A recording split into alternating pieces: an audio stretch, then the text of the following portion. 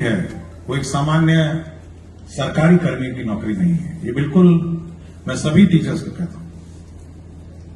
और यदि कोई टीचर यह सोच के आ रहा है कि ये सरकारी नौकरी है इसलिए मैं करना चाहता हूं या करना चाहती हूं, तो बहुत ही गलतफहमी में है। टीचर्स की नौकरी बिल्कुल भिन्न है और ये सबसे भिन्न है, मतलब इसका कोई तुलना किसी अन्य नौकरी से नहीं है। आप समझ सकते हैं जब आप क्लास में जाते हैं तो बच्चे आपके सामने रहते हैं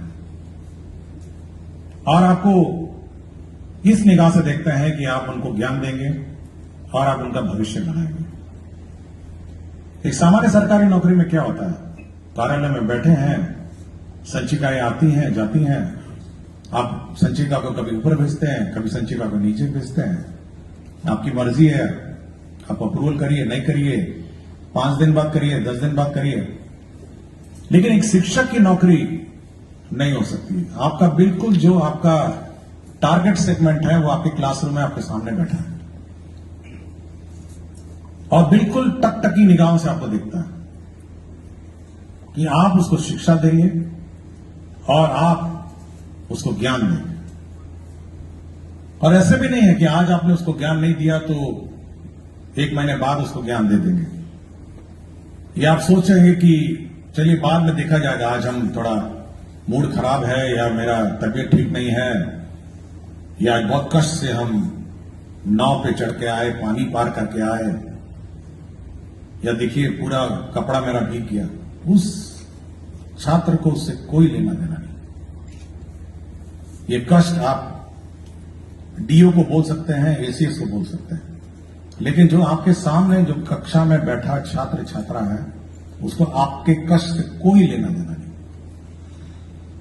आप बहुत दूर पोस्टेड हैं, देखिए मुझे कहां जंगल के ऊपर भेज दिया, अधौरा पहाड़ पे, देखिए कटोरिया वाका में मुझे 2 नदी पार करना है, खगड़िया में 3 नाव पार करना है।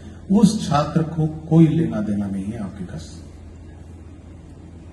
उसको केवल शिक्षा चाहिए और वो शिक्षा ग्रहण करने आपके यहां आया है।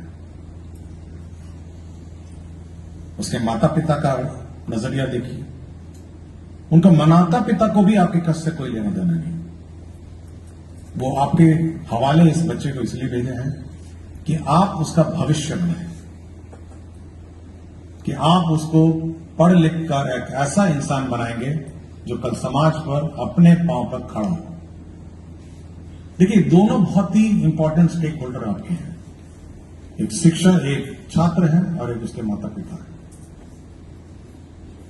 और यह आपका दायित्व है कि आप ये दोनों दायित्व पूरा करें। आपका कष्ट का दायित्व सरकार, department, DEO, BEO, DPM, DO, जो नाम दीजिए, डीपीओ स्थापना है, जो उसका काम है उसका पूरा करना। ये उसकी एफिशिएंसी पर निर्भर करता है कि वो कितना आपका कष्ट हरण करे। लेकिन जो टारगेट सेगमेंट है मेन, जो आपका छात्र है, वह आप पर निर्भर करता है कि आप उसको कैसे पढ़ाएं।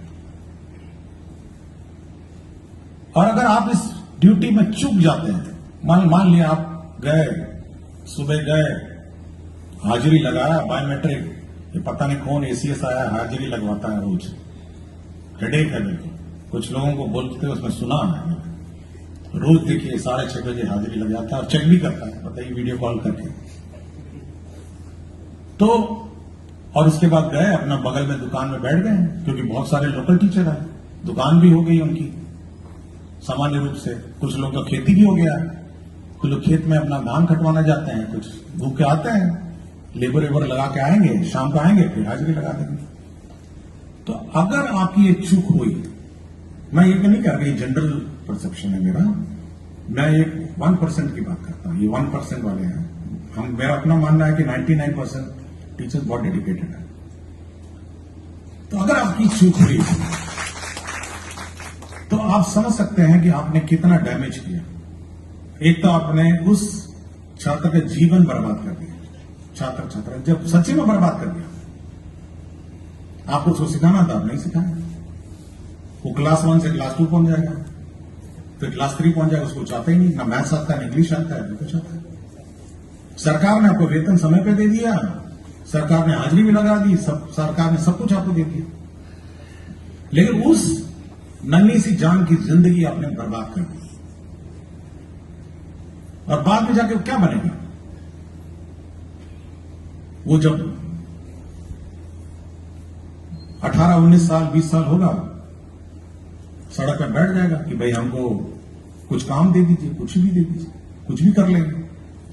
नहीं समझ में आ रहा है तो मुठ्ठी बांधेगा, ट्रेन में पकड़ेगा, बैठेगा, कहीं बॉम्बे दिल्ली चला जाएगा, जिसको हम प्लान बोलते हैं। तो भाई कहीं नौकरी मिल जाए, बर्तन धो, कुछ भी करूंगा मैं। इसकी पूर्ण रूप से जवाबदेही किसकी है बताइए? मतलब किसकी जवाबदेही है कि वो प्लान किया, उसको नौकरी नहीं हुआ, वो समाज में खड़ा नहीं हुआ अपने काम? क्या आप स्वास्थ्य विभाग को बोलेंगे?